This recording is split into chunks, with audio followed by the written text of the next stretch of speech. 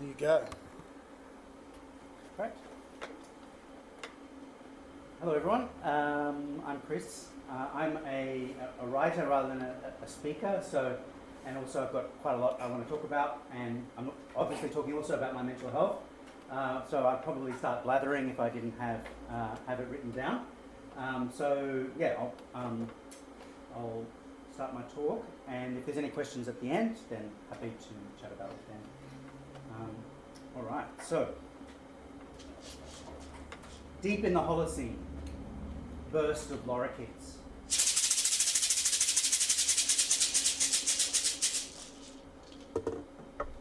Hang. 1. Introduction. This is a story about how my mental health affected and was affected by my beliefs about the world. A story about moving from a scientific materialist worldview to what I'll call a non-dual animist one. That is, from a world in which everything is fundamentally matter, material things, to a world that is fundamentally mind or consciousness, including the land and all the beings within it, including ourselves.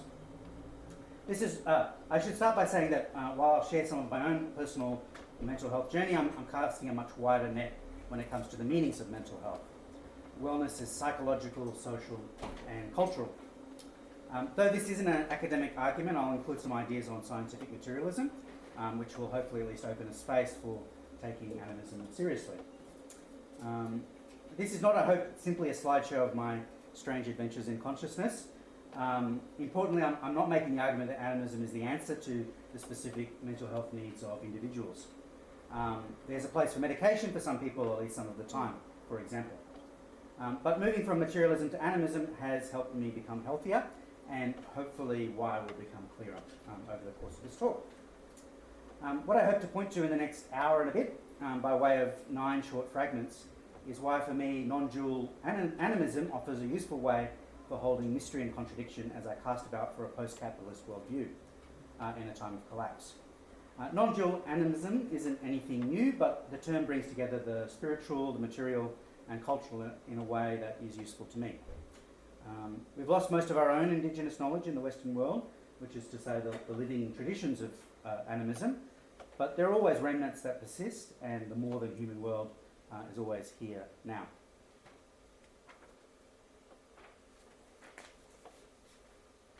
Possum pauses on the power line. Lightning flash. Do. 2. Biography. I'm a white Papuan Australian of Gaelic ancestry. I live alongside the Mary Creek on Wurundjeri country, and I'm a writer, poet, and teacher. My first memories are of Montana, USA, on Crow country, but I was born and grew up in Papua New Guinea, in Mendi, Madang, and Port Moresby, to an Irish Catholic Australian mother and Irish Catholic American father. I have some Scottish Highland ancestry, which is also Gaelic, but most of my ancestors come from Munster in the south of Ireland.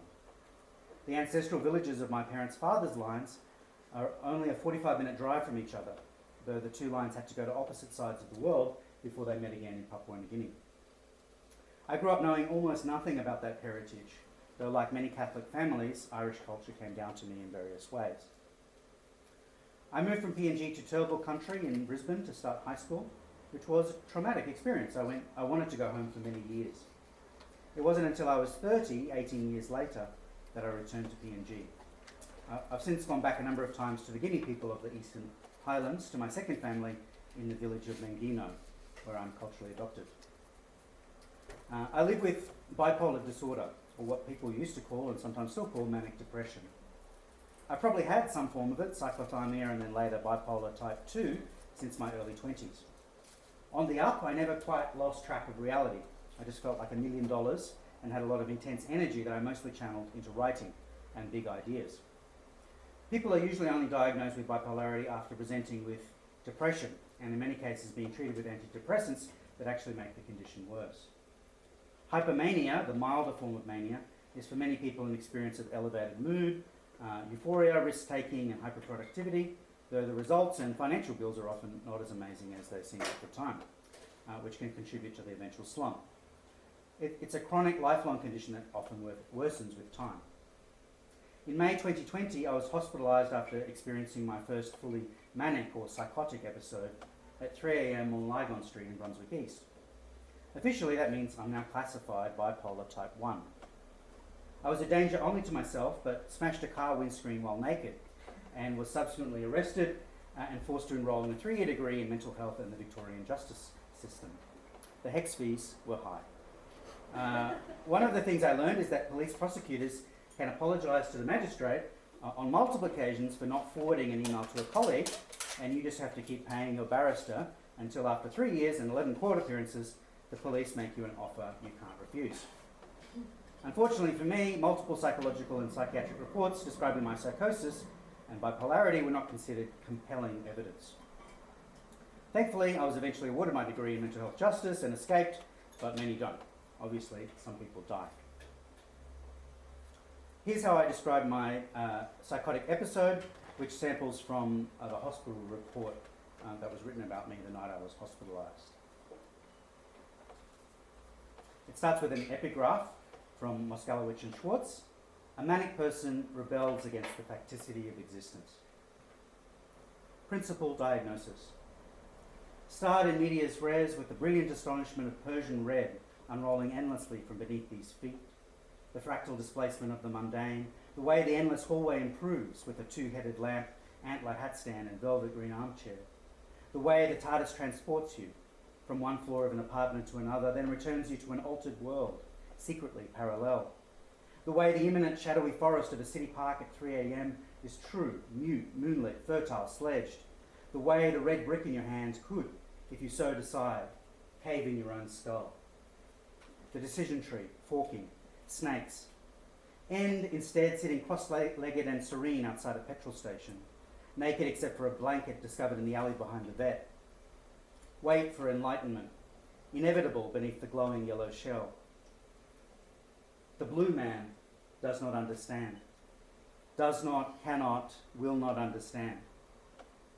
Enter the hospital like a king. Surgical gown, antiseptic. Psychoeducation about regen and self-referral. Odd presentation. Feels good, relaxed, initially guarded. Two-way rational conversation, able to recall normal flow rate and tone, oriented to time, place and place. Arrived in a blanket, remembers throwing keys in park, denies ingesting mushrooms. Noted EMH handover differing from ED. Taken on lots of projects, gets lots of ideas, but they nil acute. Vague on interaction, disorganised, superficially pleasant and polite, no agitation. Number given for wife goes through to his voicemail. Not able to recall why he took his clothes off, but states it was to save the world. Walking around cubicle, talent interest in all objects. Found knocking on doors, occasional loosening of associations. Kempt. Lives alone, has multiple female friends. EMH were under the impression ED wanted to see him again. Use sedation in the short term.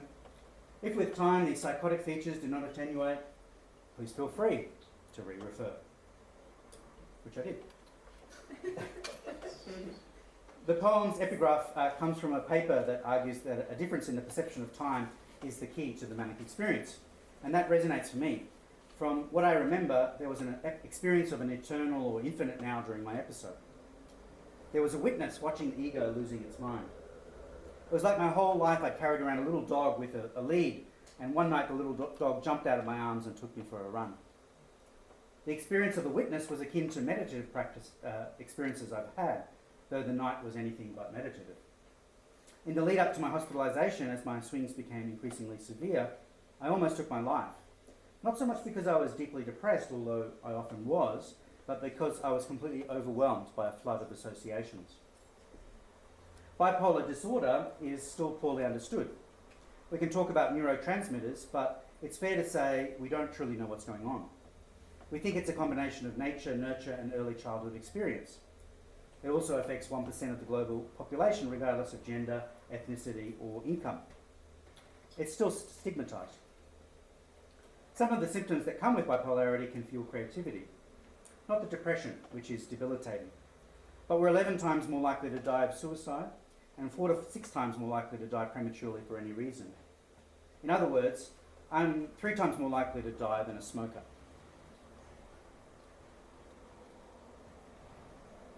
Sitting outside the meditation hall. Winter sun. Tree. 3.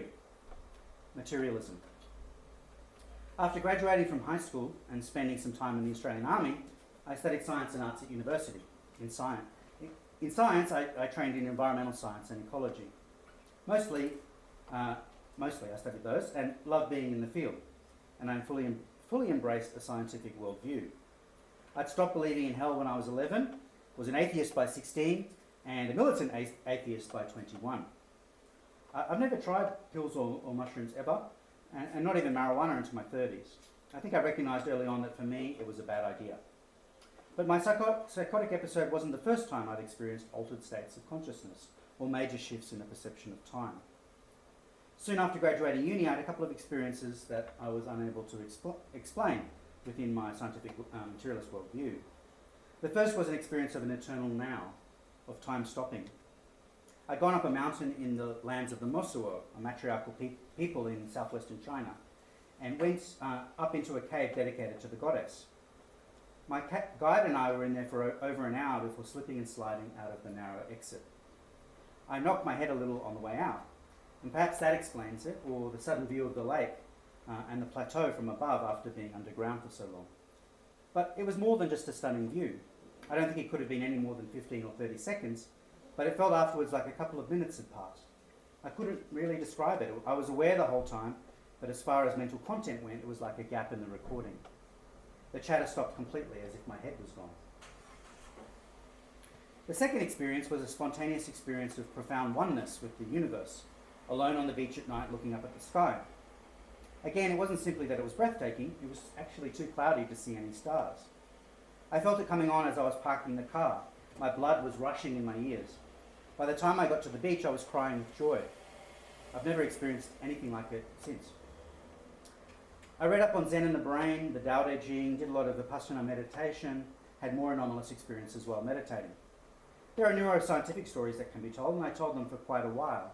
They're not without utility. But eventually I began to question them, and the whole story of scientific materialism. The idea that everything can be explained in terms of matter or energy, that causally mind is an epiphenomenon fully explained by chemicals in the brain. That we're all a bunch of atoms sloshing around in a bag for a while, if we're lucky, cobbling together some meaning from the vast, beautiful, but completely indifferent universe. Then we die. That story is not really science, but like most people in our culture, including scientists, it's what I took materialism to mean as a human being. And it made my experience of bipolarity a lot more difficult later on.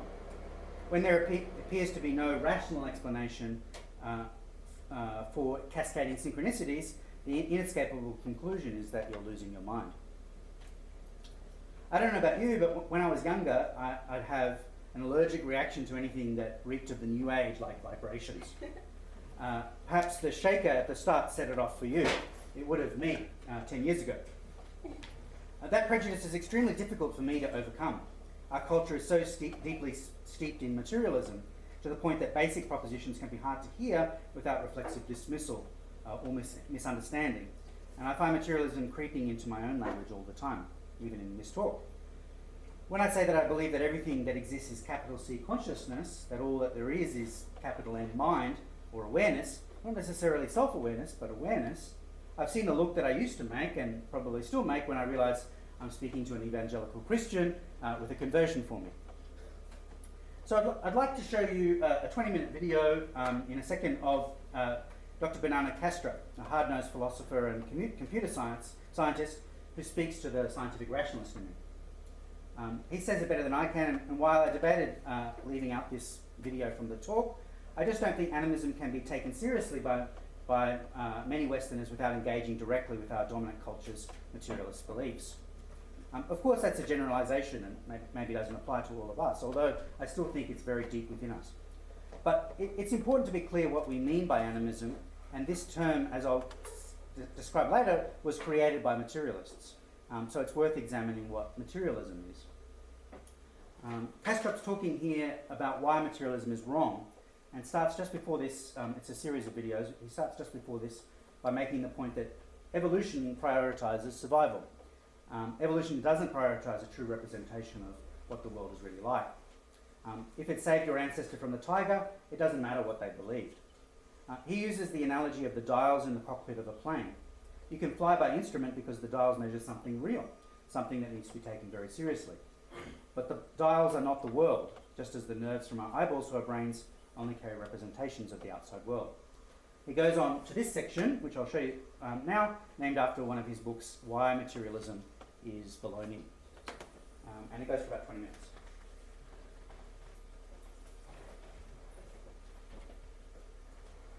Just save the sounds too low.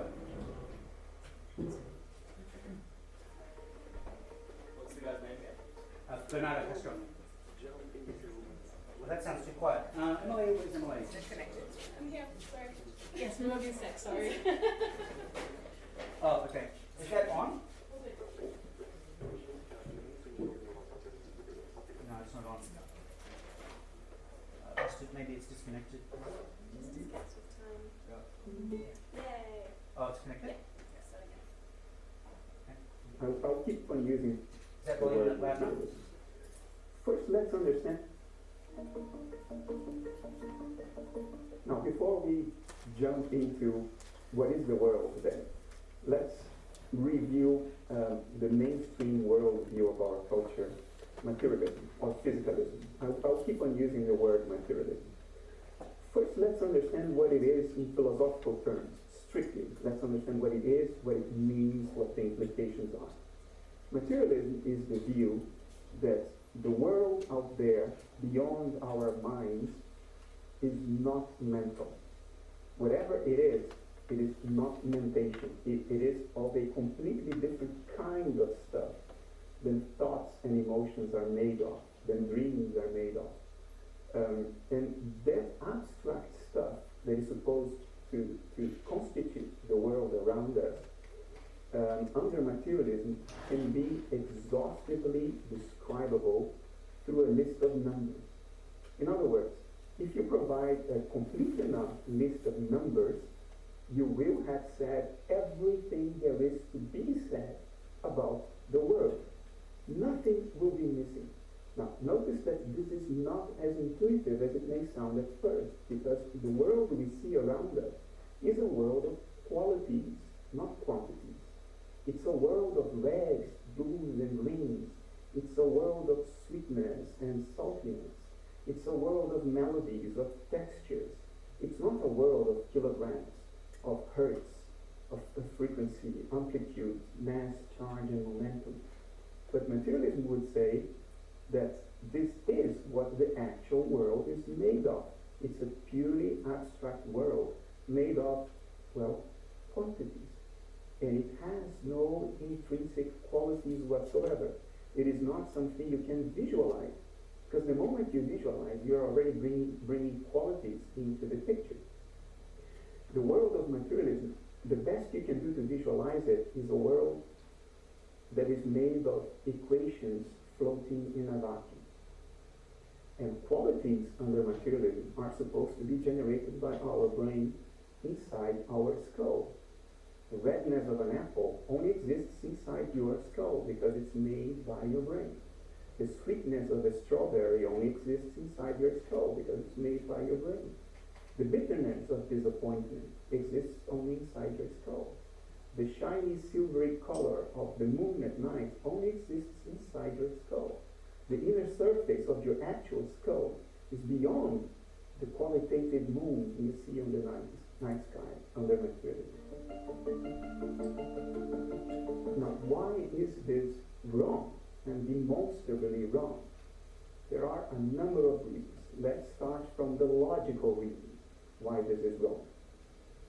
Materialism is internally contradictory. And the reason is the following. It defines matter in a way that makes it incommensurable with mind, and then tries to explain mind in terms of matter. That cannot work. Materialism defines matter as purely quantitative, and then tries to explain the qualities of experience in terms of those quantities. And that makes no sense. It's an internal contradiction. Another reason it's contradictory is that we never are directly acquainted with purely quantitative matter. All we have are qualities. The textures of the objects I touch, the solidity of a rock, if I kick it, these are qualities of experience. The blueness of the sky is a quality of experience. We never come in contact, in direct contact, with purely quantitative matter. Therefore, matter under materialism is a theoretical abstraction. It is not a fact of experience. It's not an empirical given.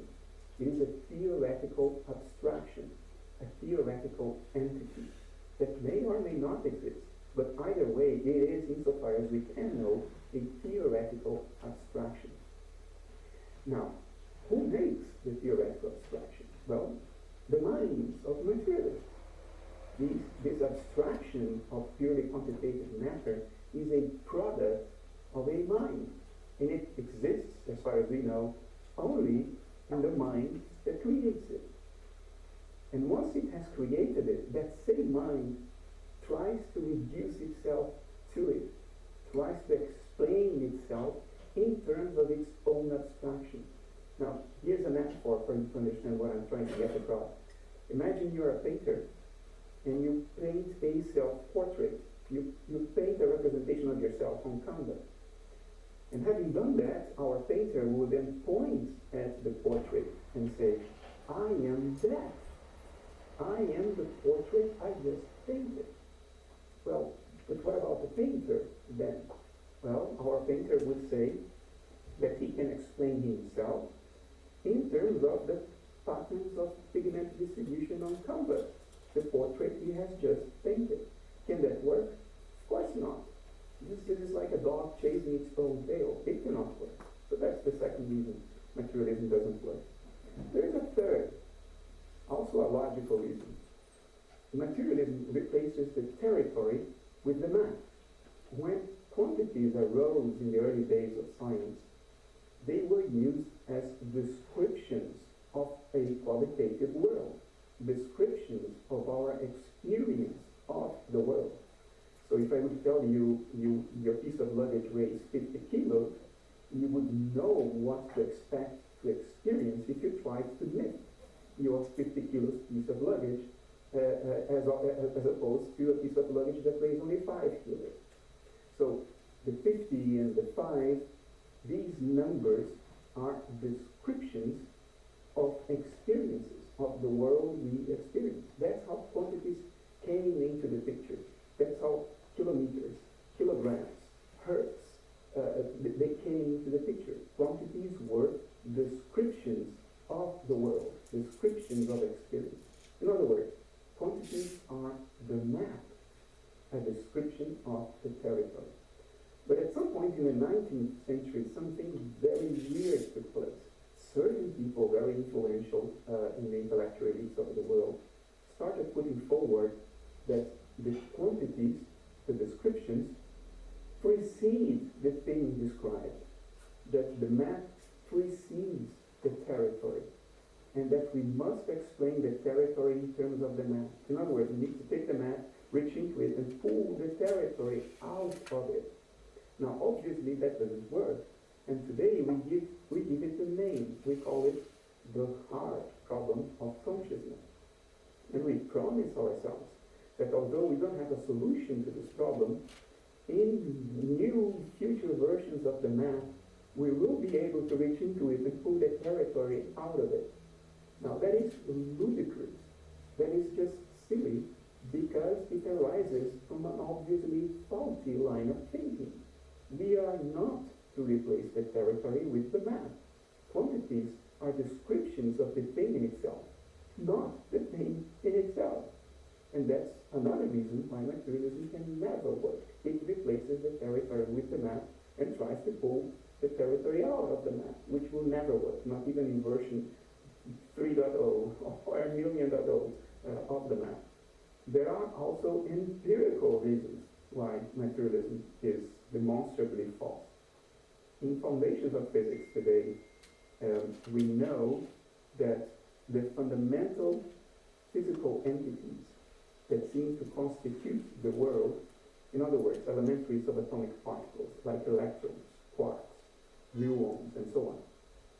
We know that these elementary building blocks of the physical world do not have standalone existence, do not have standalone reality. They only come into existence upon measurement. You have to measure the world to get subatomic particles. Before you measure the world, you cannot say that there are subatomic particles to be measured. Now, how do we know this? We know this from a series of experiments that has now been going on for over 40 years. And what we do, we produce two elementary subatomic particles together, so they are entangled, and we shoot one in one direction and we shoot the other in the other direction at almost the speed of light. Let's call them particles A and B.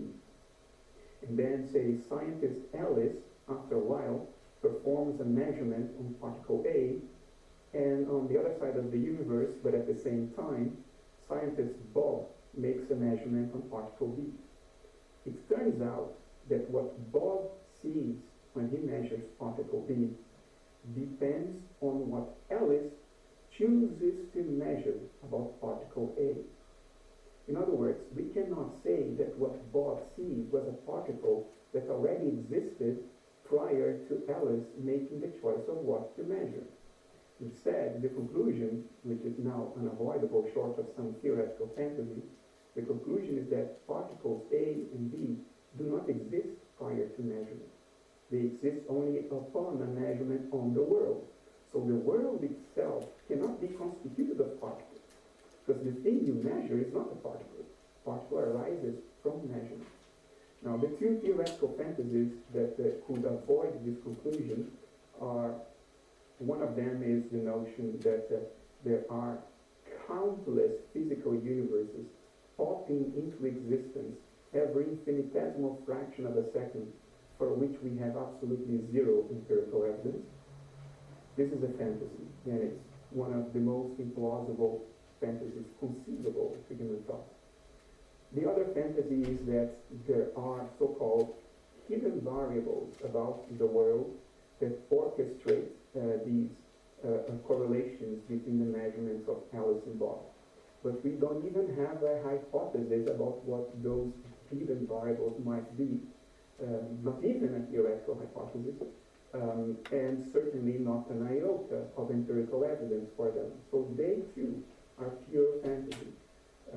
So short of these woo fantasies, we are left with the conclusion that the world prior to measurement or observation is not physical. The thing that we measure is not physical. Physical is the result of measurement. Now, how can we make sense of this? Well, it's very, very simple. Let's go back to the airplane metaphor and the dashboard. The dashboard only displays something if the airplane's sensors measure the world outside, measure airspeed, measure air humidity. And then those measurements are displayed on the dials of the dashboard. If nothing is measured, the dials show nothing. And is this surprising? It's not surprising at all. It only means that the world out there is not physical. Physicality is a representation that arises from measuring the world. It's an indication on the dials of the dashboard. That's all it means. And the correlations between what Alice chooses to measure and what Bob sees when he makes his measurement are also very easily explainable in the same terms. I will use another metaphor. Suppose you are a soccer fan, and there will be an important soccer game, and you want to watch it from home, and you are such a fan that you buy 2 television sets, and you watch the same soccer game on both television sets, each TV tuned to a different broadcaster. And suppose that each broadcaster has their own set of cameras in the stadium. So you see 2 different images on the 2 television sets, but 2 different images of the same game. Therefore, what happens on one image correlates perfectly with what happens on the other image, without the TVs having to communicate with one another. Now imagine that you have a friend who is a time traveler and he just came to visit you from the 19th century to watch the soccer match with you in the 21st century. He sees that the images on the little man on the 2 televisions, their behavior is completely correlated with one another. If the little man on the TV on the right runs up, The little man on the TV on the left runs down, or something like this. And he is flabbergasted with this, because the little men are not communicating with one another across the TVs. How can that be? How can what happens on one side be so perfectly correlated with what happens on the other side? How do the little men know where to run, so to synchronize their behavior? Well, our time traveler is surprised because he thinks that the images on the TV are the game, that the images are the thing in itself. So if there are real little men running on the left and real little men running on the right, then it's a miracle that they can coordinate their movements without communicating with one another. Just as it seems to be a miracle that what Bob sees correlates perfectly with what Alice chooses to see, chooses to measure. Now, of course, the fallacy here is to think of the images on the television as the game. The images are not the game. The images are representations of the game. The thing in itself is what's happening in the stadium, not what's happening inside the TV. So, if we understand that the world as it is in itself is not physical, many of the fantastical, troublesome implications of quantum mechanics become very intuitive. We just have to look at 21st century evidence with a 21st century mind.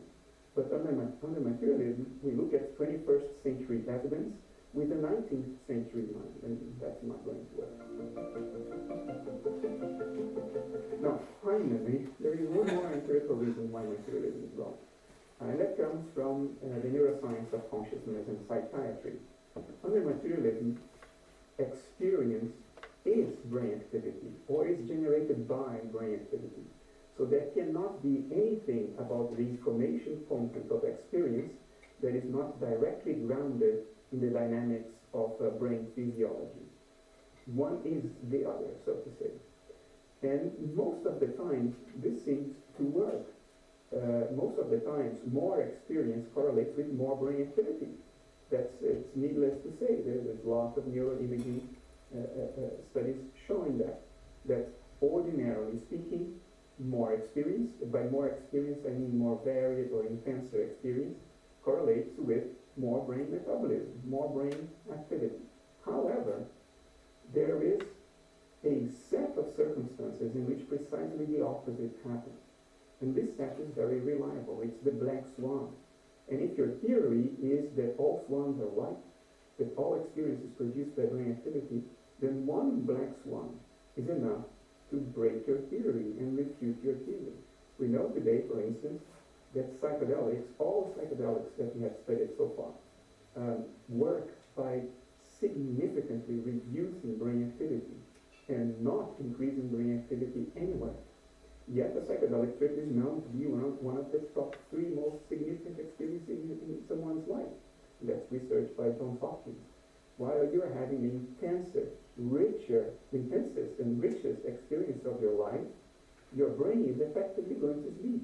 As a matter of fact, it's not even that, because the sleeping brain dreaming has quite some activity, and under psychedelics there is significant reduction in activity. And it's not only psychedelics. If you reduce blood flow to the brain or brain oxygenation by partial strangulation or by G-force induced loss of consciousness, people report trip-like experiences, dream-like experiences, very rich, very intense. Pilots that undergo G-force induced loss of consciousness in a centrifuge during training, they report, quote, memorable dreams. Even people who suffer bullet wounds to the head trauma or the progression of dementia have been known to manifest what is called acquired savant syndrome.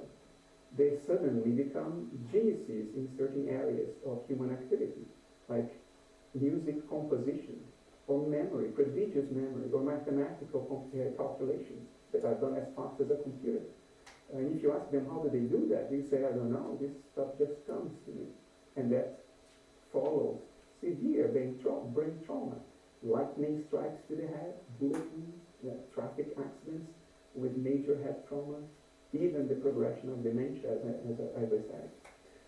There have been neuroimaging studies, for instance, of so-called mediums that write text down that they claim doesn't come from themselves. Now I reserve judgment about this mediumship stuff, but the research is very objective and very well controlled. It has been shown that for controls, if you ask a control group of people to write down complex text, brain activity in key brain areas associated with cognition will increase significantly under a brain scan or an fMRI. But if mediums do that, brain activity significantly decreases in respect to the default brain activity baseline. And then people still have scored the respective texts according to a measure of complexity, which can be done very objectively through a computer program that analyzes the syntactical, grammatical, and semantical complexity of the text. And the text produced by the mediums scores higher in complexity than the text produced by the control.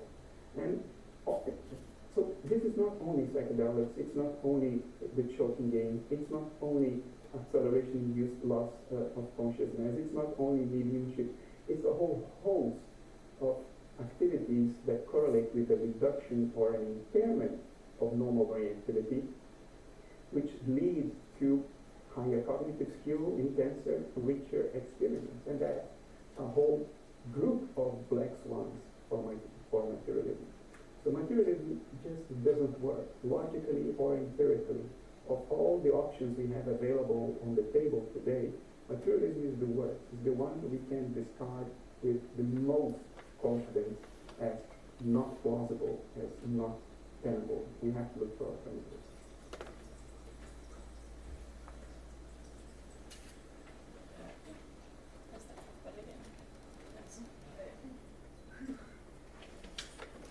All right, so obviously that was quite intellectual, and some people are maybe more interested than others. There's a whole series of these. I needed them to kind of help me understand what was going on for me, and so maybe they're useful for some people. Yeah. Just the flow of the merry, street lamp. Akaha, 4, non-duality. As an alternative to materialism, Kastrup goes on in subsequent videos to argue for analytic idealism, the idea that the stuff of reality is consciousness. In a nutshell, we know that there are mental processes outside our own mind, such as the thoughts and emotions of other people. Given the problems with materialism, why not go one step further and see everything as mental processes? Consciousness as the single substrate of reality. Idealism is essentially a Western formulation of non-duality, the understanding that subject and object are one. Non-duality is best known through Advaita Vedanta, described in the Upanishads 2,000 odd years ago, but there are versions expressed today by people like Kastrup, Rupert Spira and Swami Sarvapriyananda, or even, if you prefer neuroscience and psychiatry, Ian McGilchrist, that are easier for a Westerner like me to engage with. They just make more sense. I'll provide some links to all of these people at the end if you're interested. A simple analogy used by many non-dualists is that of a dream. Inside the dream, we experience ourselves as a character going about life. We normally have no memory of anything else. It's only on awakening that we realize that everything around us in the dream was really inside our individual mind. Our mind localized itself in a little fictional perspective within itself. The perspective was real in the sense that there was real experience of a specific point of view, but neither the world of the dream nor the observer within it were made of matter. They were mind, the same mind. How strange is it to suggest that the world is no different, this world? That the awareness looking out of your eyes is the same awareness looking out of my eyes and everyone else's eyes in this room. The same awareness looking out of the eyes of the birds on the street or the fish in the ocean, just from a different perspective. Seal in a Gaelic sea, coming up for breath. Akui, 5, animism. Which brings us at last to animism. Why animism and what is it? The word animism comes from Latin, anima, meaning breath, spirit, life. As I said last week, animism is arguably anthropology's very first concept, articulated in the late 19th century in a book called Primitive Culture. Animism, Wikipedia says, is used in anthropology of religion as a term for the belief system of many indigenous peoples, and encompasses beliefs that all material phenomena have agency, that there exists no categorical distinction between the spiritual and physical world, and that soul, spirit, or sentience exists not only in humans, but also in other animals, plants, rocks, geographic features such as mountains and rivers. So animism as a word and concept was created by Western materialists and monotheists to describe primitive cultures. And as in the definition I just read, the dualistic assumption of Western culture often gets smuggled in by saying that animals have souls or spirits. Depending on how it's used, soul or spirit can assume the mind-matter split. But when you read or speak to Indigenous people, it usually becomes clear that they make no such distinction. Another way to put it is that animism is an indigenous, culturally and geographically specific expression of non-duality. It is the way in which the non-dual perspective manifests when people live intimately with the land over thousands of years. If, to use another non-dualist analogy, all that exists is water and we are temporary whirlpools within it, then that means our plant and animal brothers and sisters are just other currents in the stream, smaller in some ways, larger in others. What about stones, rivers, mountains? It seems strange, but why not? If the world is made of, is consciousness rather than lifeless matter, all kinds of things impossible under materialism become possible. The world is flowing mind resonant and resplendent, the collective unconsciousness. Note, this doesn't mean trees and stones are Disney characters. I don't think that anyone has to accept the animist worldview, but I think we should take its claims seriously, rather than seeing indigenous understandings as about the dream time or sacred sites as childish or highly sophisticated, but in the end simply mythological representations of ecological or cultural wisdom, as I once did, or as many people do, just as superstition that, of course, no rational person would really believe. My whiteness, I've come to understand, is in large part a forgetting, worse, a forgotten forgetting, the buried intergenerational trauma of historical severing from land and ancestors. It's a profound disconnection that I perceive as something missing. The aftermath of generations of internalized and then projected colonialism that doesn't even understand anymore what connection to country really is. The grief associated with that loss is so horrifying that I personally find it very difficult to touch. But that grief must be given a space to be honoured and loved. For me, the way to work with that grief has been by slowly connecting to my Gaelic ancestors, an initially very awkward process. What does Ireland and Scotland have to do with me, someone born in Papua New Guinea, by way of Australia and the US, and who now lives in Australia? Isn't it all a bit embarrassing to be claiming heritage I don't really have? Samhain? What's that? Naked druids in the woods?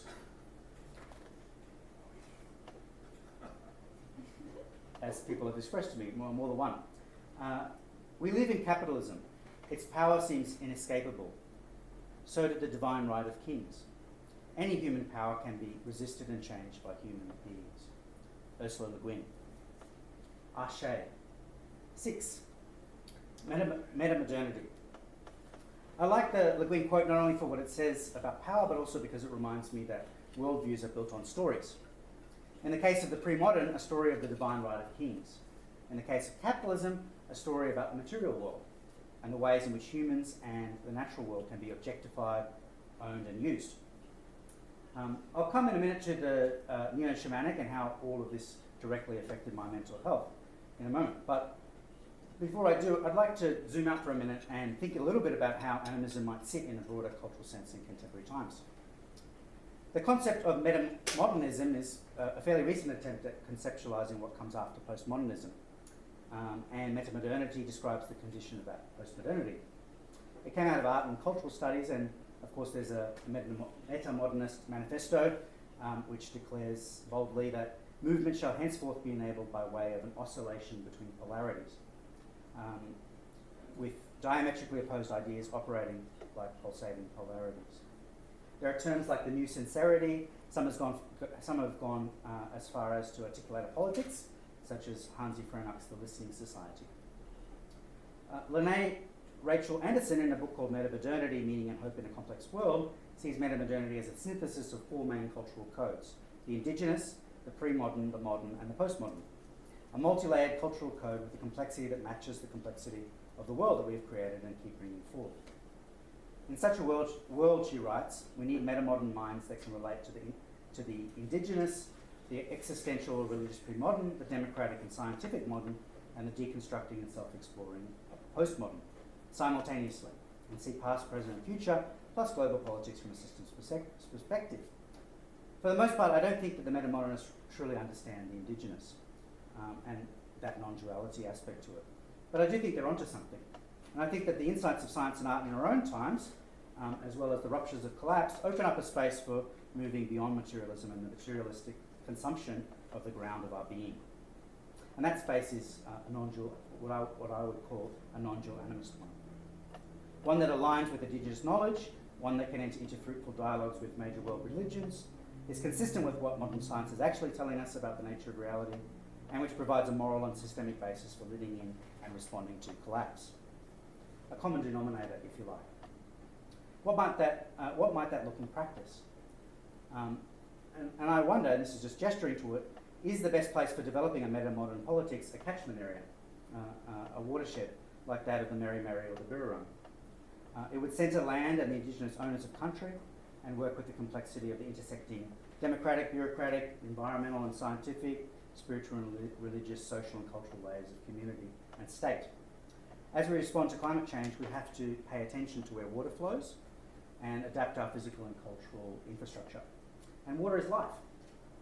At dusk, the Mary comes alive, as many of us know.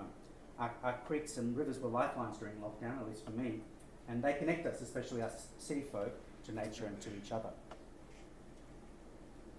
Tonight, the city is a tectonic bone radio. Our ancestors are on every channel. Are shocked. 7. The neo-shamanic. When writing a poem, especially a good poem, there is often a sense of the poem writing itself through you, a feeling that the poem is being born rather than being made. If the mind is a pond whose surface is floating with sticks and dead leaves, the poem arrives like a frog, vigorously kicking their way to the surface. This is how I increasingly feel when listening to the land and the Merry Creek. There are frogs everywhere, I just can't hear them. If I had experienced bipolarity growing up within a traditional indigenous community, I might have found myself a shaman. The sudden onset of an incurable physical or mental illness is often considered one of the markers of someone called to that role, even a form of initiation, since it demonstrates a sensitivity to the more than human world.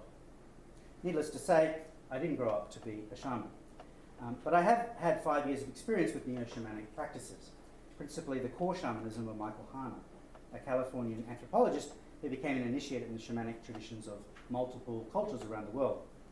When colonised indigenous people began asking him to help them recover their own shamanic traditions, he came up with the practice of core shamanism, which allowed for people to go on a journey to ask questions of spirits and guides to find out for themselves. The basic procedure involves lying down, closing your eyes, and listening to drumming that puts you into a mild trance. You take a question you have, such as what do I need to know, or ask to meet an animal or a teacher, and you go on a journey. For those familiar with Jung and his red book, it can be described as a process of active imagination. At first, it feels like you're just making it up. Over time, you build up your muscles and it becomes a very vivid, fluid process, and your intuition deepens and sharpens. You begin to converse very naturally with the guides you meet, and both verbally and non-verbally. Before this work, my idea of intuition was a gut instinct, something like a mule tugging at the reins. That kind of primal intuition is very important, but intuition is a lot more than that. For me, the neo-shamanic was a natural process because I had already been working with the creative daimonic energy in my creative writing. I had even corresponded directly via handwritten dialogue between the left and the right hand. As my practice has deepened, it has changed, and I'm increasingly working with ancestors and the land. Last year, I went to Ireland and Scotland for the first time, visited ancestral villages, and walked the land, including a 9-day pilgrimage along Bridget's Way. If you've never walked the lands of your ancestors and you can at least once in life, I recommend it wholeheartedly. I grew up in Papua New Guinea and live in Australia, but knowing where your ancestors come from is enormously grounding. Don't let shame of just being a tourist stop you. Working here in Naarm with people of Gaelic heritage, especially on the Festival of Samhain over the last few years, has helped me to better understand who I am and what my place here might be. Held on 31st of October in the Northern Hemisphere and 30th of April in the Southern Hemisphere, Samhain, among other things, helps me to untangle my ancestry from the question of what it means to be a settler on Indigenous land. Many Indigenous Australians have Irish ancestry, And my hope is that a Gaelic animism might in time become a small part of conciliation, of makarata. How can we begin that work if we don't know who we are? We are a people who left, who forgot, often for good reason. We are people who don't even remember we forgot, who want to move on. It's hard to become interested in knowing more about racist grandparents or relatives who were sexual predators.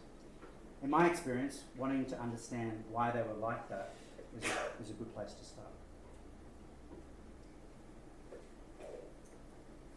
The morning after psychosis, Kookaburra calls. Ahakt, 8, the neo-shamanic and mental health. I hesitated to say much in this talk about my manic and neo-shamanic experiences, which is partly perhaps why it's been quite intellectual.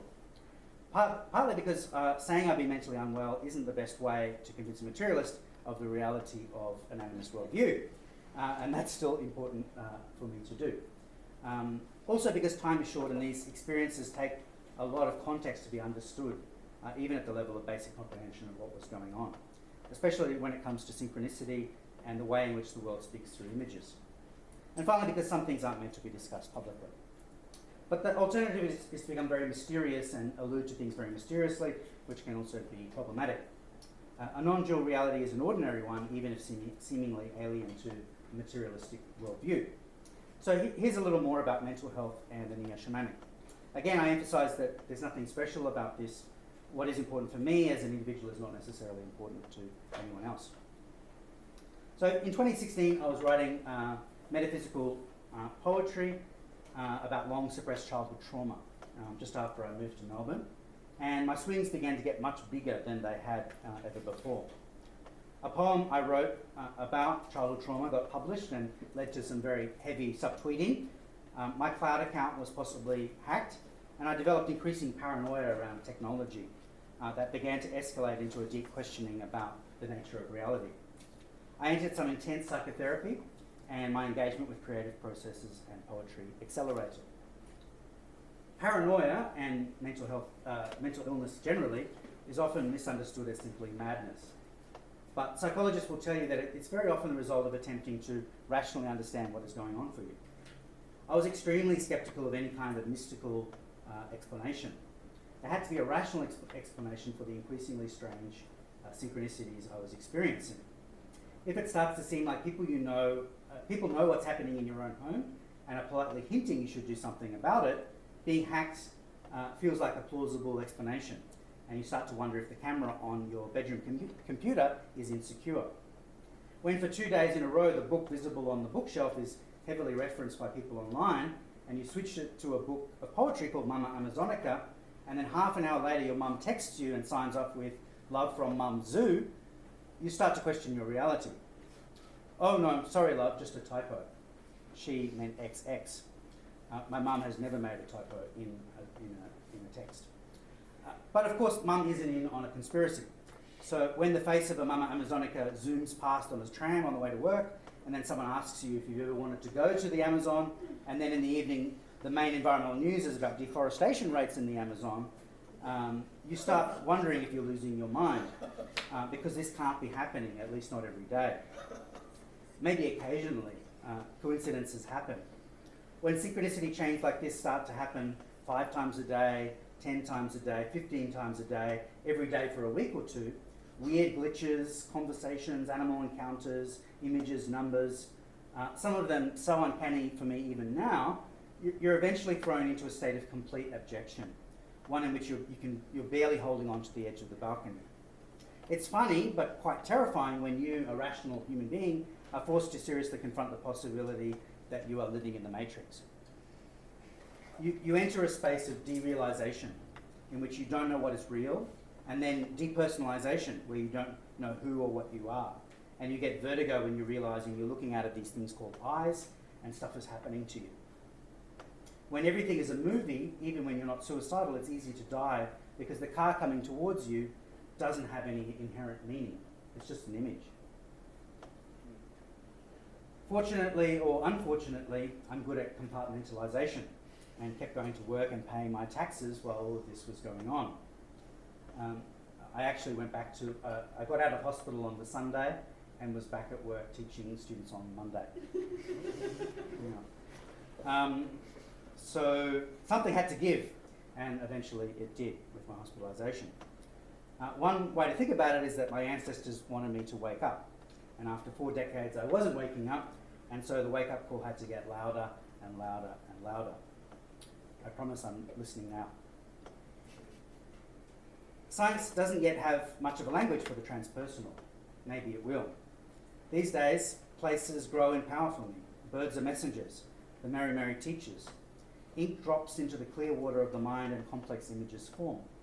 I work with stones, harvest stories for people. Mostly, I have no idea what I'm doing. No idea. Like the little man on the TV, meanings and synchronicities co-arise simultaneously in the waters of the world, seemingly magically, connected at some deeper level. The eddies of the mind around me interacting with my own limited perspective. I think I'm becoming more porous. It's important to say, engaging with the neo-shamanic while also living with bipolarity, whether it's a psychiatric disorder, a neurodivergence, or a gift, requires a lot of care, because in both cases you are in the borderlands. And in our culture, there often aren't guides around you who have any sense of both the shamanic and medical and psychiatric safety, which people once had and still have in Indigenous communities. So you end up with people dying of frog poison on the one hand, and psychiatrists with zero empathy, let alone spiritual or transpersonal understanding on the other. The animist eventually helped me find a way through, but in a materialist culture, engaging with the shamanic or neo-shamanic might make a condition worse. If you attempt to travel borderlands alone, or simply are alone, you can get lost. I'm lucky to be alive, I really am. Being who I am, I'm a certain kind of subject, Western materialist subject, one with various broken lineages as well as resources that weren't available to my ancestors. I need to make use of everything I can to be healthy. I was fortunate to have done a lot of meditation before my condition worsened. Stay with the breath, and if anyone has experience of mental health, I would totally encourage learning meditation as a tool to help it when things get bad. I have a GP, a psychologist. I did have a psychiatrist, friends and family who have a copy of my care management plan and know what I've been through. I've negotiated the type and the dosage of my medication with my psychiatrist, and it helps me to function in the everyday world. I still have highs and lows, but more like I did 10 years ago, except, and this is really important, I don't have the chronic depression that I used to have. And that has meant, creatively, the last few years have been among the most productive of my life in terms of my writing. Therapy and neo-shamanic practice have given me ways of working with creative, synchronistic, and animist, well, I won't say vibrations, but certainly energies. Importantly, I have a small group of neo-shamanic practitioners and their teachers who help to support me in the work we're doing to nurture an animist culture. And I'm fortunate to have Kulin as a friend and as a brother.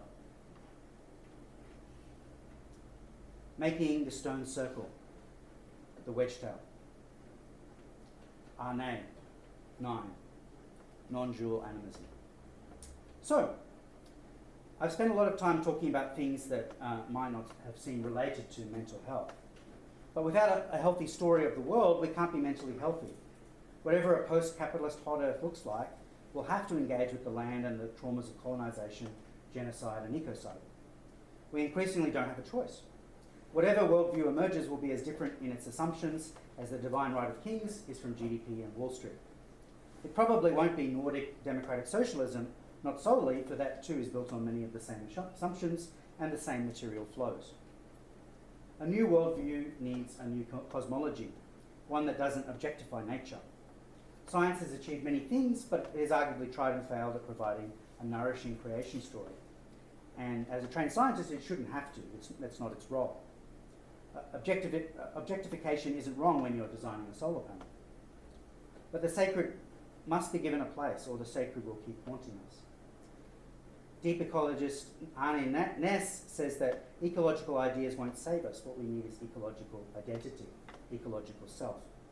For me, that self is the widest possible self, the non-dual self, one clothed in time and space and land and culture. Love. More and more people are bridging these divides of knowledge. And I especially love and recommend Robin Wall Kimmerer, who integrates without contradiction her indigeneity with her work as a scientist and as a botanist. I think non-dual animism, or simply non-duality, or simply animism, can be the cosmological foundation of a worldview that can hold the contradictions of ancient, pre-modern, modern and postmodern modes of knowing, living and being, which to varying degrees is my lived experience today. I seek to understand the ancient roots of place, practice a land-based spirituality, work with Buddhist and non-dualist meditation practices, have Catholic and Western Enlightenment heritage, have a degree in and a love for science and of the freedoms and responsibilities of being a democratic citizen, however compromised, and live in a postmodern world of funny memes and exhausted irony. I want to meet First Nations people as someone who is not Indigenous, but who is working to find a way back to right relation to land, to ancestors, to the cosmos, to find a way back to mental and physical health. It's difficult to work full-time in the city and not identify with being a professional middle-class materialist, especially when you're exchanging threatening letters with HR for years on end. A descendant of Gaels who became Irish and Scots and migrated to the US and Australia, I don't say I'm a Gael. I'm not a Gael. I don't speak Irish. I live in Australia. But perhaps I'm re-becoming Gaelic, whatever that means. Targan an Ross suas lahai gana ele, Woi-wurrung. Seal comes up for another breath, Woi-wurrung.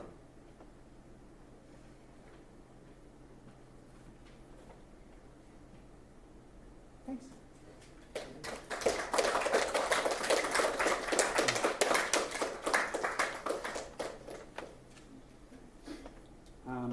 So yeah, I still feel like I blundered on.